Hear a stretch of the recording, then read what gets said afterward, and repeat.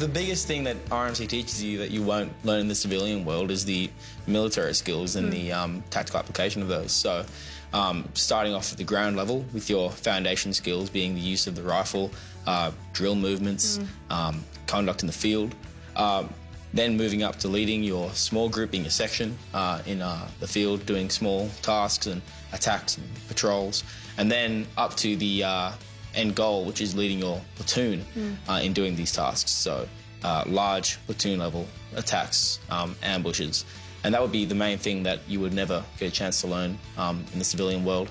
The actual value of teamwork, like it's something that people always talk about, saying teamwork's really important, but here you rely on your mates. Like you go out field and they have your back and you have yours, and your success is 100% dependent upon them. And so the bonds that you build with those classmates, they're essential, and you learn to work with people from all sorts of different backgrounds and to actually put the team first and get the best result possible. So you learn a lot of people skills and a lot of different styles of leadership, and see what works, what doesn't work, and actually put those into practice to see like a measurable outcome.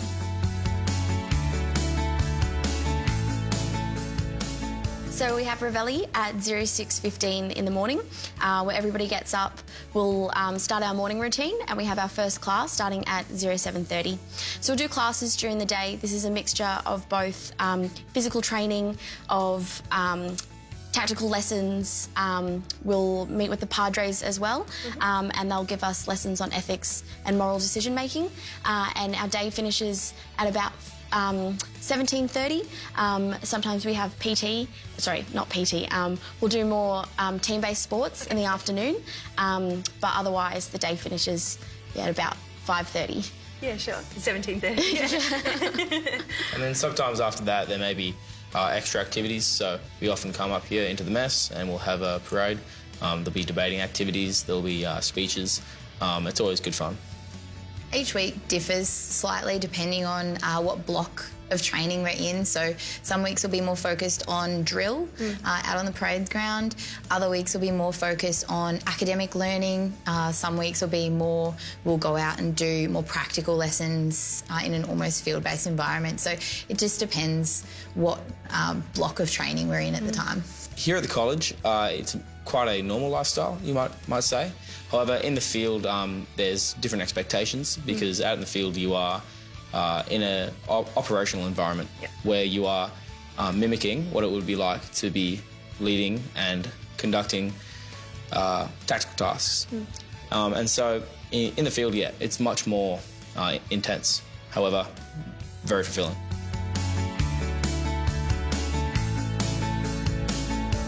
Well, the physical training is really varied, which makes it the most enjoyable part of the college, really.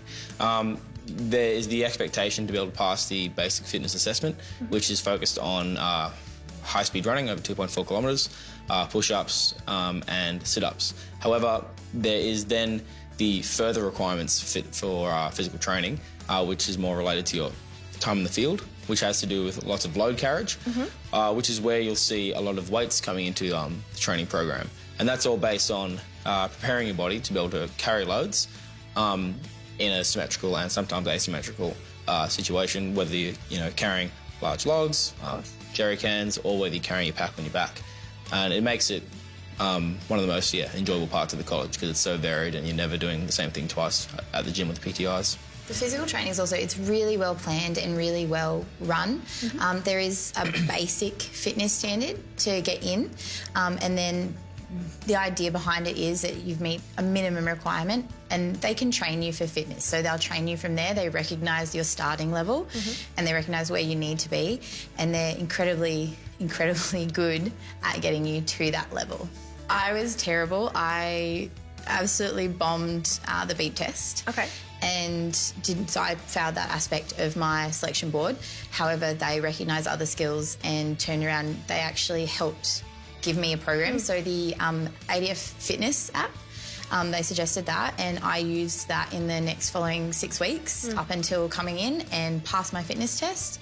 They also then, once I got here, the fitness instructors turned around and developed like personal programs for each of us here in order to help us continue developing.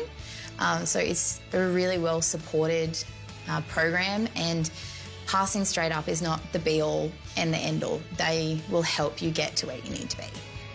I was in the exact same boat as Cass. I did my selection board and I think I got a 5.7 on the beep test. It was something abysmal. I'm still a terrible runner as well, but I had my officer selection board sort of review at the end, and we had that interview. And it was a point that was raised, being like, are you going to be able to make this? And I said, yes.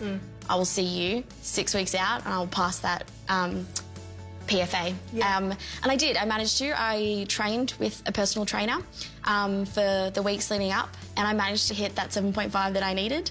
And I haven't gotten much higher than that. I'm quite strong for my size, so my push-ups have increased exponentially. I can do the max sit-ups as well. I've just always been a bit of a bad runner, but it shouldn't deter anyone from it because our PTIs here have worked so hard to get us all up to a standard beyond where I ever thought I could be. So very supportive here. I mean, it's so important to note, I guess we have so many women and coming through the application process who, I guess, panic a little bit about the fitness component of it. And it's not the be-all and end-all. Like you say, there's the ADF Active app. There's also fit prep opportunities, plenty of opportunities through the Defence Recruiting Centre. Yeah, for me, I went to a lot of the trial runs that a lot of the recruitment centres do. I found that really helpful. And just if you're willing to commit and work hard, then there's so many ways that they'll help you do that.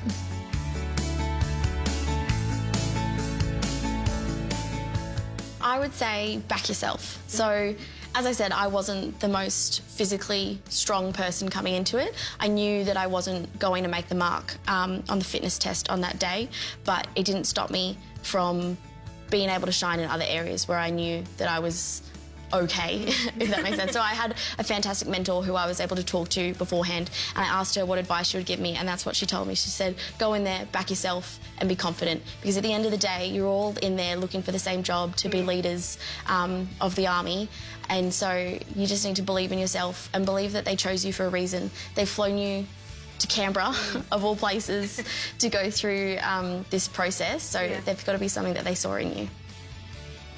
Took the words straight out of my mouth, Yeah, I would say the same. Also, there are lots of options if you are stressing about what it's going to involve, what kind of questions they're going to ask. There are a lot of options. You can go through recruiting and ask to be put in touch with a mentor that's done it before. You can jump on the Defence website, look at current operations so that you're aware of what's happening. But most importantly is just be yourself. Like, you're there for a reason. There's no cookie cutter mould, and they want to see you and what you're going to bring to Army. So be yourself and back yourself.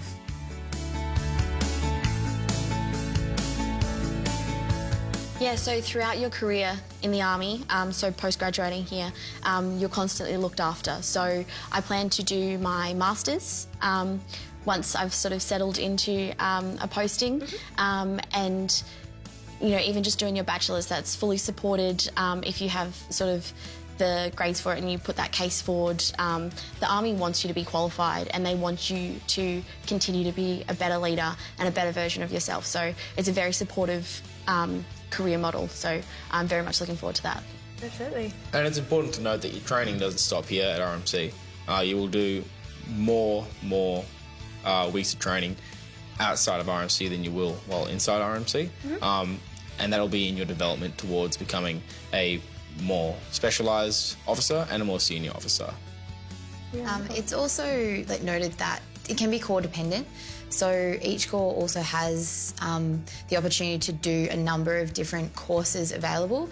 Some of those give you the opportunity to do those courses overseas as well, which is a pretty cool opportunity. Yeah. So there is a lot of opportunity if you want to progress. Also, if those skills overlap with your current job role, it's incredibly supported and there's a lot of opportunity to progress.